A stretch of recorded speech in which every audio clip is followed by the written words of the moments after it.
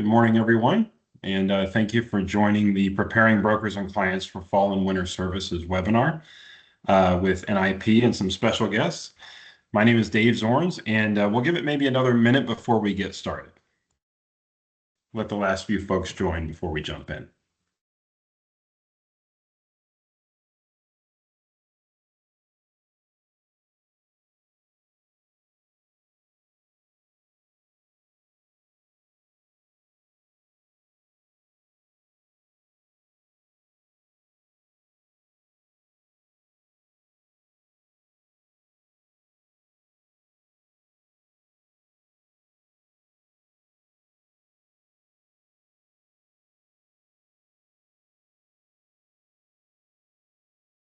All right, there's still a few people joining, but I think we can go ahead and jump in. Our goal here is to keep the content to about half an hour. And just some housekeeping. If you have any questions, feel free to put those in the chat. I'll be monitoring the chat. Or we can wait till the end and we can just raise your hand and we can ask those questions. Again, my name is Dave Zorns with NIP. I lead sales. And I'll walk through and introduce some of the other folks that we have that have helped put this presentation together and will be speaking today. Tom Doherty, I see some names that I recognize on the call. Some of you already know Tom. He is the Senior Vice President of Specialty Programs at NIP and did a lot to help not just put this together, but works very closely with all the programs we have, including the snow and ice program that we've put together. He had a last minute conflict, so he may or may not be joining us. Hopefully he can step in at some point in the call, but he may not join us. We also have Mike Finati, who is the program manager for Land Pro. Mike's been the fearless. I think, Mike, you just passed 5 years with NIP. Is that right? Just made 5 years, Dave. That's right. That is 5 correct. years. In September. All right. Great. Mike does lead our Land Pro program, amongst other programs that he helps with, or drives. So Mike, thank you for being on the call. We've also got Josh Ferguson on the call, who's a partner with Freeman Mathis and Gary, and an expert in the space. So thank you, Josh, for joining us. Happy to be here. And also, lastly, Kevin Gilbride is the Executive Director of the Accredited Snow Contractors Association, also an expert in the space. And we were just talking before the call how they travel in some of the same circles at conventions and such. So Kevin, thank you very much for joining. Glad to be here. Right. So just very quickly, if you don't know about NIP and what we do, we're a leading specialty insurance provider in this space. We offer package monoline solutions and workers' comp for 25 plus industries and more than 50 classes of business. Everything from arborists and landscapers to propane distribution and maintenance and janitorial risks. So we have a number of programs in the space. We're not here to sell what we do, but just to give you some background and let you know that we do have expertise in the contractor space, specifically in the landscaping space. We've been doing this for a better part of 2 decades, and so we're excited to have the conversation about fall and winter service providers and providing some help to not just to brokers but to insureds as well. All right. So as far as market insights go, and again, we're focusing here on fall and winter service providers. It is the right season for that. So we'll talk through some key trends and some kind of market impact with the expertise we have on the phone here. Mr. Finati, do you want to walk us through some of the key trends that you see in the space? Sure, definitely, Dave. And when it comes to fall and winter service providers, in essence, it's really landscapers that are providing all seasons type of services. That's what we're really focused on in this call. Some of the key trends that we've seen are obviously hiring new talent. I mean, that's not just for landscapers, but throughout the construction industry. By 2030, roughly 40% of the employees are due to retire. So that's going to create a lot of opportunity, a lot of needs that need to get fulfilled. Rising costs are something that we're seeing as well. Since 2020, on average, the cost for construction material has gone up 19%. 2024 has seen some stabilization to those increased costs, but those costs do remain and they do impact profit margins, cost of completing jobs, etc. Supply and demand, that runs a variety of different segments, from labor to actual material. Not having adequate labor or material obviously is going to create you with issues of completing the job on time and keeping your ultimate customers happy. What we've seen in the landscaping side is to kind of circumvent such negative tone between the clients they service. Landscapers are now getting more involved in providing services such as snow removal. So they're kind of defensively posturing so another contractor doesn't come in and take their clientele. They're expanding into doing some snow and ice removal as part of the services that they offer. So really interesting time to service this market and be an expert in this space. Insurance market impact. I'm going to talk about the rising costs, and I'm going to tag in Josh on some of the additional items there. But from a cost perspective, markets are always changing. I've been studying the market, and for 2025, we've seen some preliminary data showing that there's going to be rate increases on the GL side from 5% to 15%, on the auto side 15% to 25%, and then on the excess side from 5% to 25% as well. So that's a really wide market. That's a wide net. Obviously, there's many factors that go into there. I'm not trying to scare anyone into thinking costs are going to continue to expand, but there are some signals that some rate increases will occur. On a positive side, workers' compensation appears to remain flat with a minimal increase. One of the items that is becoming more and more sensitive is excess capacity. We've seen markets shrink in that manner. And even from a landscaping standpoint, to get a little more granular, on the California side, we've seen some capacity exit the space, which has had an impact on obtaining auto insurance particularly. And then on the eastern side of the country, we've seen some carriers exit the space from providing coverage for snow removal contractors and even some contractors based in New York City, New York, 5 boroughs. So with that, that's a little bit of insight on the rising cost. Some of these items that you give me, Dave, I really could speak 30 minutes to each, and I've done my best to give you the high level. But it's always important to note that markets are always changing. With NIP having the vast experience, we're very flexible in navigating the markets and assisting our clients with the offerings that they need. With that, Josh, would you like to provide some insight on the litigation finance and some of the emerging exposure that you're seeing on your side? Sure, absolutely. Again, thank you for having me. So yeah, on litigation finance and funding. So let's just talk briefly about what that means. We're talking about third-party litigation funding, where hedge funds, venture capital are getting into the space, and they're providing finance through a finance agreement, either directly with the plaintiff or with the plaintiff's firm, to then ultimately exchange some money up front for a percentage of recovery if successful at the end of a case. Again, whether that's settlement or a verdict. It's certainly increasing. I think they do a really good job of working the ways so it's harder for us to find out about it on the defense side. But where we really see it show its head, actually not necessarily impactful as much if the plaintiff is getting the money. Where we're really seeing it impactful in the cost of defense is when the plaintiff's firms, especially the medium to smaller plaintiff's firms, let's think about, a two-person plaintiff's firm shop that takes a personal injury slip and fall case. And historically speaking, if it was a mid-sized case, they would work up the case, and their expert would be the plaintiff's own treating doctor.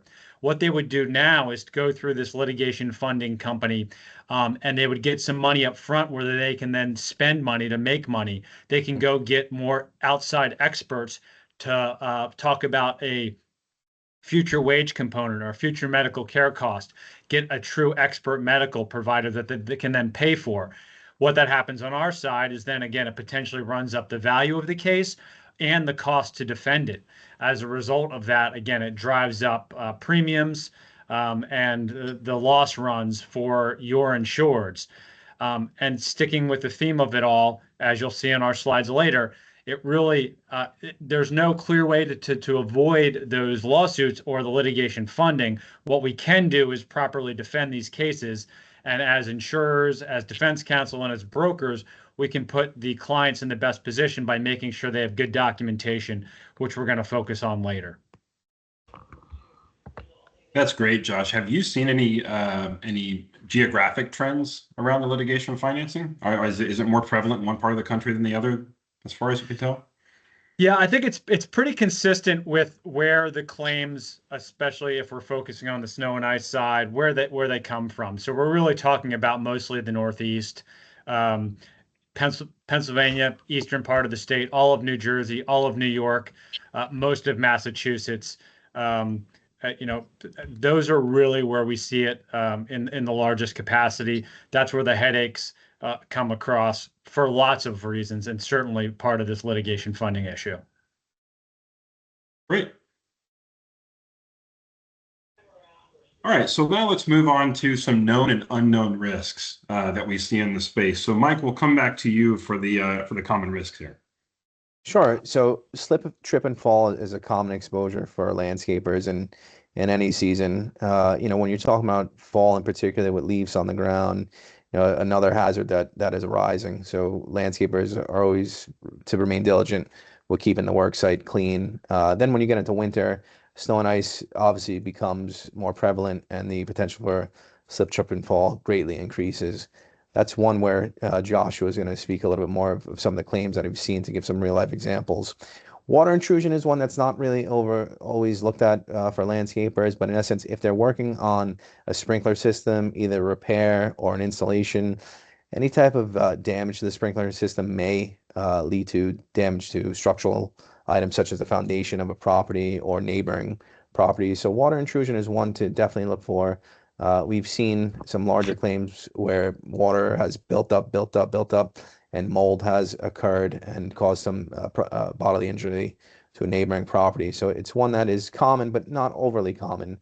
Also, overspray. This time of year, when they're looking to winterize the lawns, the landscapers out there spraying the fertilizers, the herbicides, the fungicides.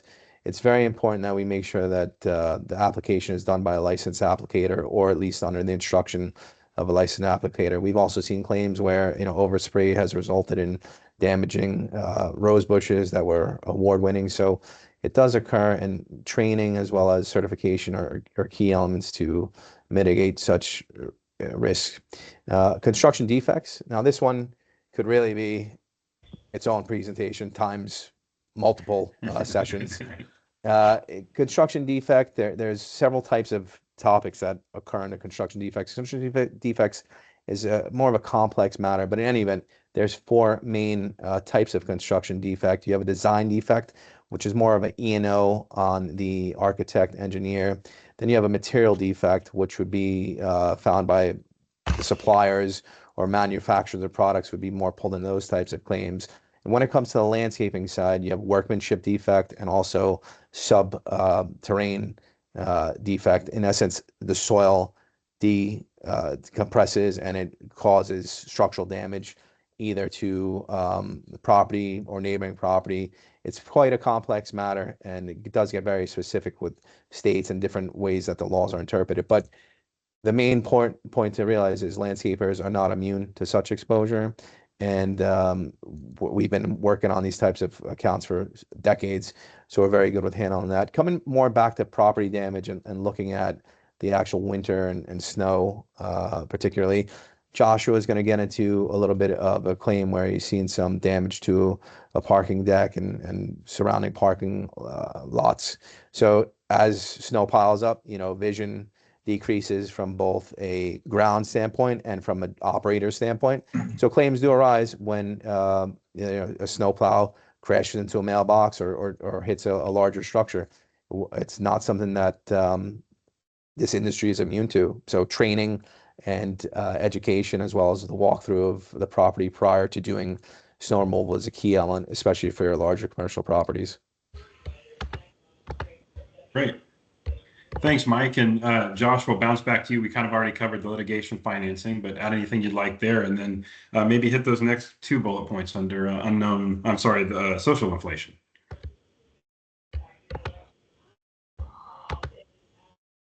Josh, I think you might be on mute there.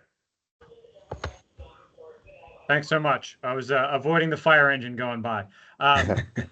Yeah, social inflation. We are seeing verdicts increase across the board for personal injury claims, not just in the slip and trip and fall arena, but again across the board.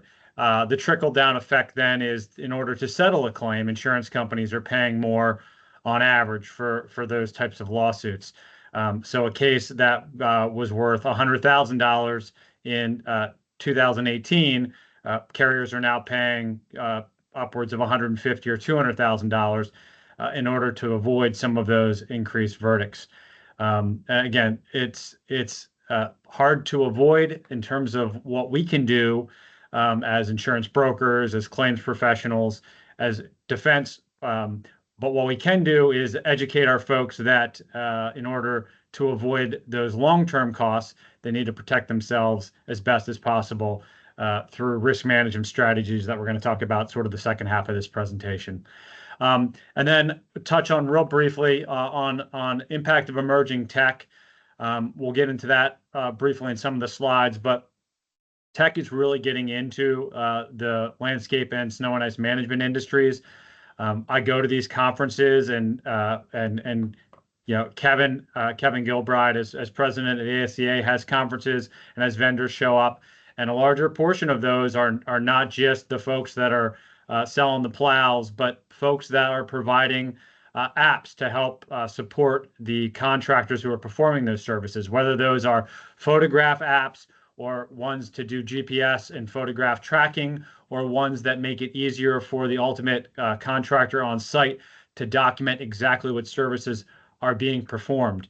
And those are all great because they should make the barrier and the impediments to those folks, the boots on the ground, to actually document what they did, which is really what we need in order to properly defend a case and help limit those exposures. That's great. Josh, thank you very much. Mike, we'll jump back to you. I think a few people have mentioned the real world examples, and we want to get to those. So, Mike, if you want to run through the risk mitigation, and then we can jump into the real life examples. Sure. So contractual review is a key component, looking at the adequacy of the contractual risk transfer, hold harmless indemnification.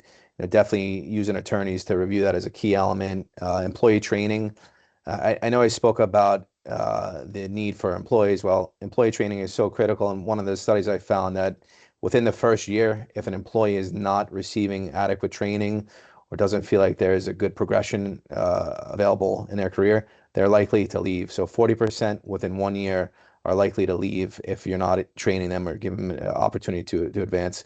Technology, you know, Josh kind of touched on that before. There's a whole realm of different avenues we could go, like what's the cyber exposure on there? Is the potential for increased fraud using the technology, hacking through different software? I mean, you could see that in the daily news. There's always something going on with technology. So with all the opportunities that exist, there's obviously risks that are out there for technology as well. Absolutely. Well, thanks guys for running through that. And let's jump back to Josh for some of these real world examples. So I know everybody's interested in these and loves these. So Josh, take it away. Yeah, thanks so much. So we have 4 of these, and I'm just going to do a spoiler alert in advance. There's a common theme to these because there's a common theme in handling these lawsuits, and it's that if proper risk management strategies, primarily documentation, is in place for these contractors, it dramatically changes the outcome of these lawsuits on a very consistent basis, which is going to lead into when Mr. Gilbride presents in a little bit about one of the pillars of their trade association was creating industry standards, which they did for the snow and ice management industry. So for those of you on the call that are unaware that there are industry standards in snow and ice management, reach out to Kevin, learn more about the association because it's an important piece to the puzzle. So let's jump into the case study number 1. There is a snow and ice slip and fall occurs in a parking lot, and there is a snow event that was 1.5 inches. The service trigger in the contract for the snow and ice management company to provide the services was 1 inch. In advance of the event, the contractor calls the property manager, and during that call, they are told to hold off until service for 2 inches because the property manager, and you can pick any number of reasons, but in this one, my recollection was that it was tail end of the season and they were running out of budget. So they didn't want to pay for the earlier start to the services. Bullet point number 4 is essentially the entirety of why the result came. And it's because the contractor did not turn this verbal conversation into writing afterwards.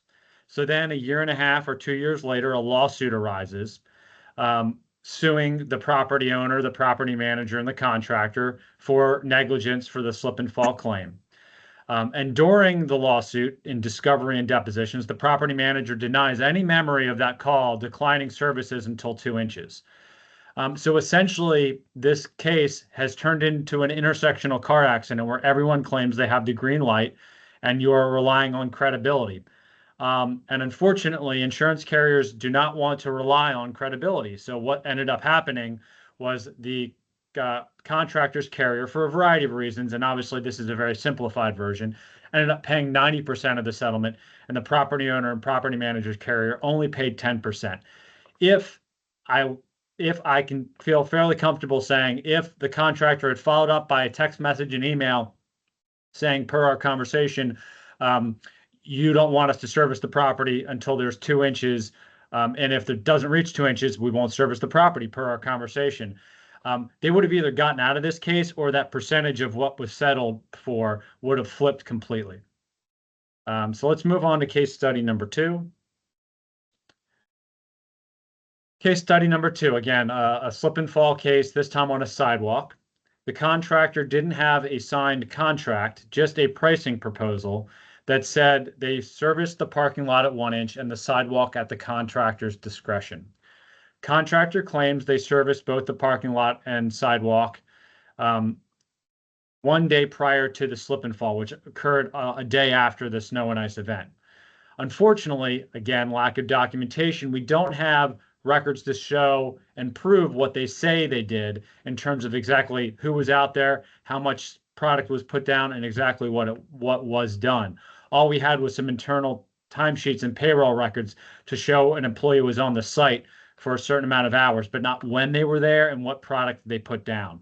And ultimately, another case in which the claim was settled out entirely on behalf of the contractor. And in fact, in that case, they actually had to pick up the defense and indemnity of the property owner, essentially doubling the costs for defending that lawsuit. Let's move on to number 3. This is a slip and fall on snow and ice that occurred in March. Well, again, the claim was on snow and ice. There was no recent accumulation. There was below freezing temperatures in and around the time of the alleged fall. Plaintiff fell in what was a pothole in the parking lot. The snow contractor's contract said that the contractor had to, quote, monitor, inspect, and report on site conditions from November 1st to March 31st. Again, if that portion of language wasn't in the contract, would feel pretty comfortable getting a snow contractor out of the case if it had nothing to do with snow and ice management services. However, because of that language in there, we lost a motion for summary judgment to get the contractor dismissed from the case.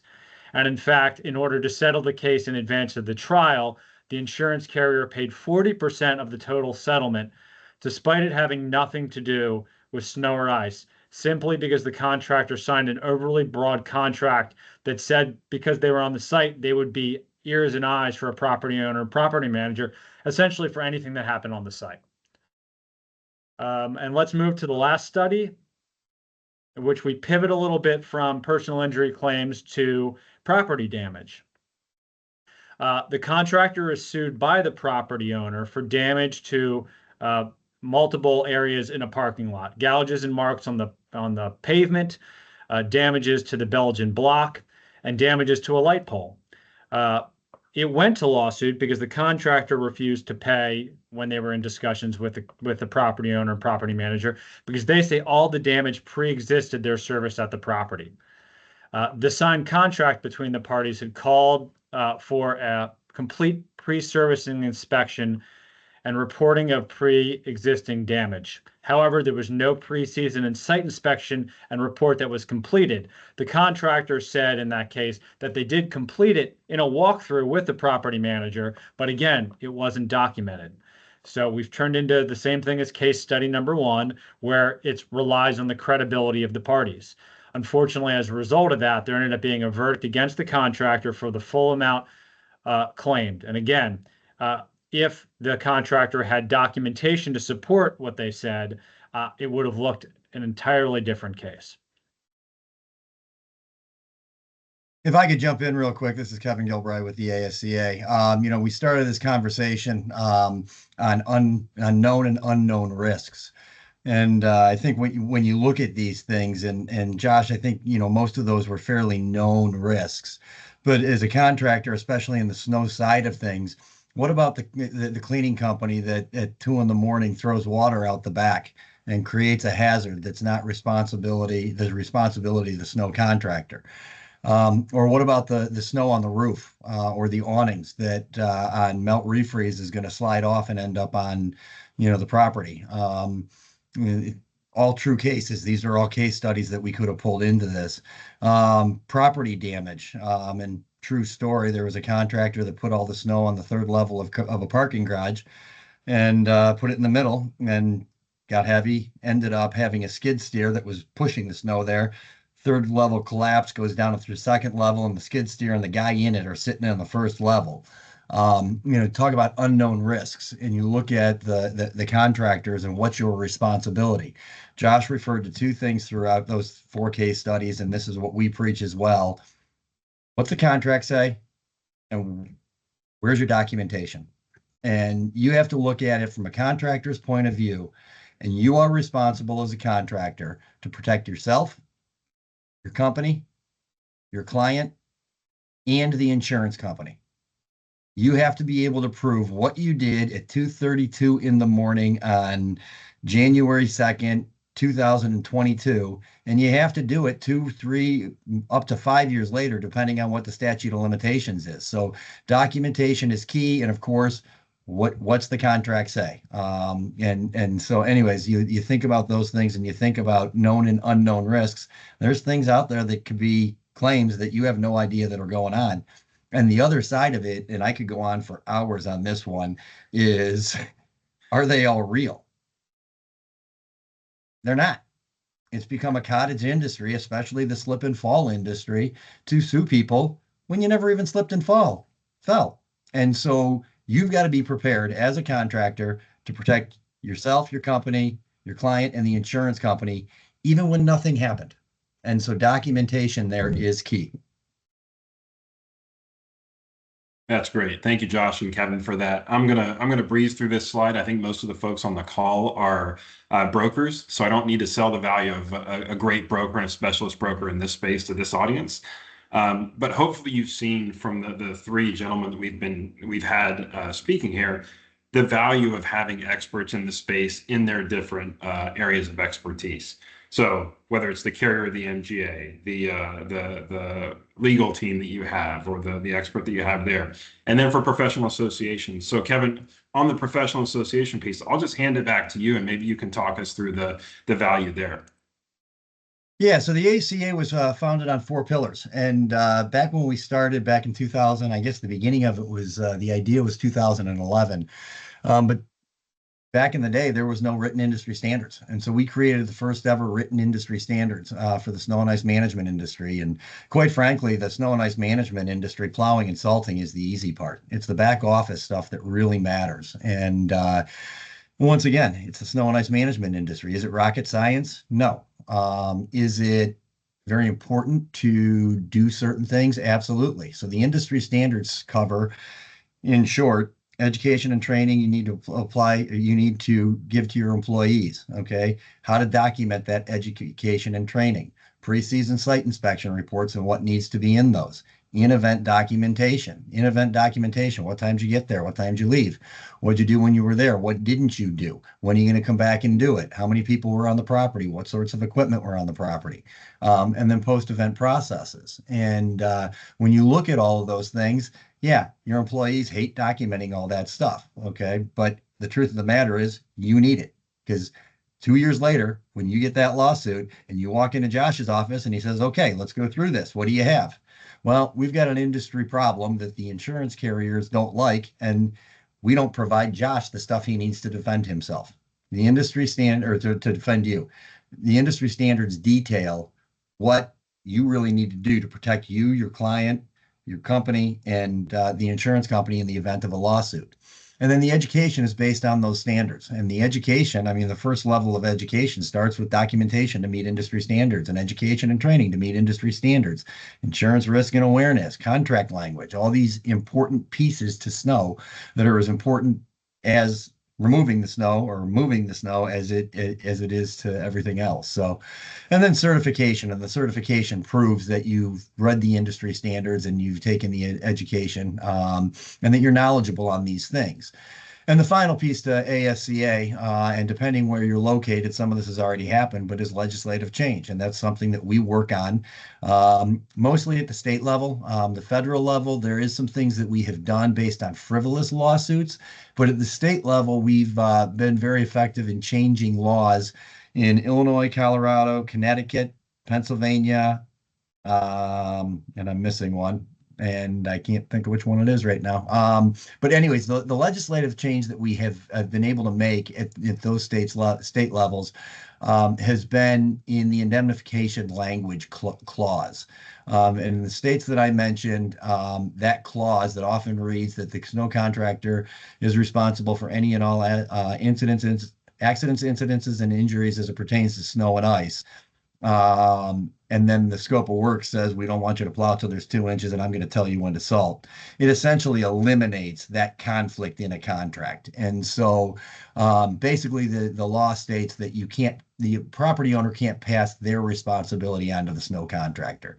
And we're continuing to work in New York, New Jersey, Massachusetts, a lot of Northeast states, and Midwest states as well, to get this law passed.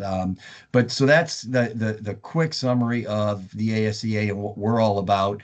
All of our education is online. It's not expensive, $15 a course, 10 courses to get certified. So $150 to get your certification, and you're up to speed on the industry standards and everything that goes along with it.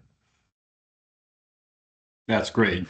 Definitely a value add for the folks on this call, I'm sure. Thank you, Kevin, for walking through that and for joining. Speaking of value adds and the theme of documentation that we have on this call, we've documented a lot of the points that we've had here. So as a follow-up, the folks who attended the call will get the toolkit guide that we've put together.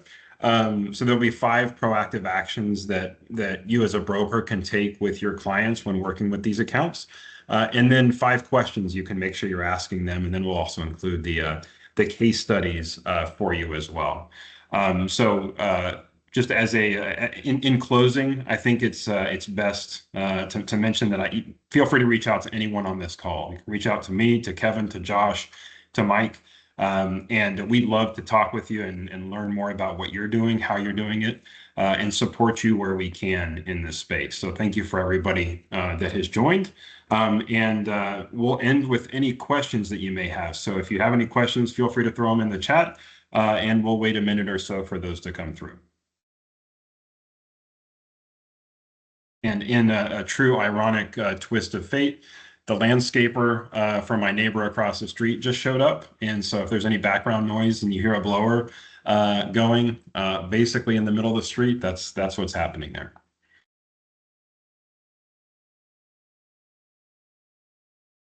All right, I don't see any questions coming through. So I think we can call this a wrap. But thank you to Kevin and Josh and Mike. Guys, this is great information. It's definitely useful, and it's real world examples, not kind of pie in the sky thinking. So thank you for making it relevant for the audience, and audience, thank you for joining. We look forward to working with you on these in the future.